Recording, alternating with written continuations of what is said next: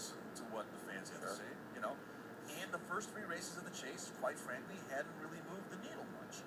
I don't know how you can come here today and say that yesterday's race didn't move the needle. And isn't that what this is all about? Man, I'll tell you, again, racers are difficult to understand sometimes. It's hard to know exactly what they're looking for. Everybody loves fire and brimstone, right? Everybody likes that because it's appealing and it's eye candy. From a racing standpoint, I think we've had 3 pretty good races.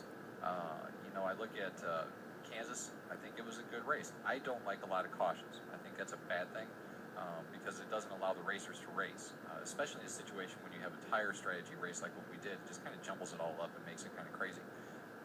Just like what Walter said, though, the 48 can pass race cars. We passed, man, I can't tell you how many times we passed the 55, how many times we passed the 9, how many times we passed, you know, so many cars. You know, we were passing a lot of cars. I could definitely see Kevin Harvick was able to maneuver through the race pack pretty well. And I think Matt did a really good job, especially in his state of desperation, to get from where he was at that point back up to a good, respectable finish. So I think that there was some good racing going on. Man, I wish I knew what fans really, really wanted. It's hard. You know, we can't have pack racing every single time we go to the racetrack.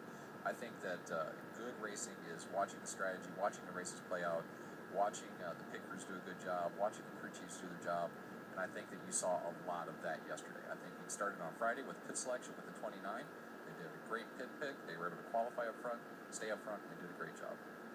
Katie in Wyoming. You're next, Katie. Good morning. Good morning. Good morning, guys. Hi, Chad. It was great to meet you, by the way, a few weeks ago.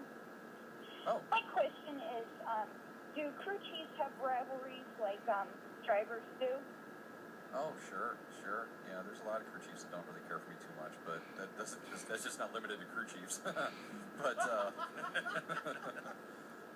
yeah, I would definitely say so. You know, you'll see a lot of crew chiefs that maybe were once working at one place and then they go to another place, and if the relationship went south as they were teammates, as they were working together, you'll see that a lot of times. You know, I really don't want to get out there and start, you know, saying any names or anything like that, but I know there's a lot of guys that really don't care for me too much that we race with out there.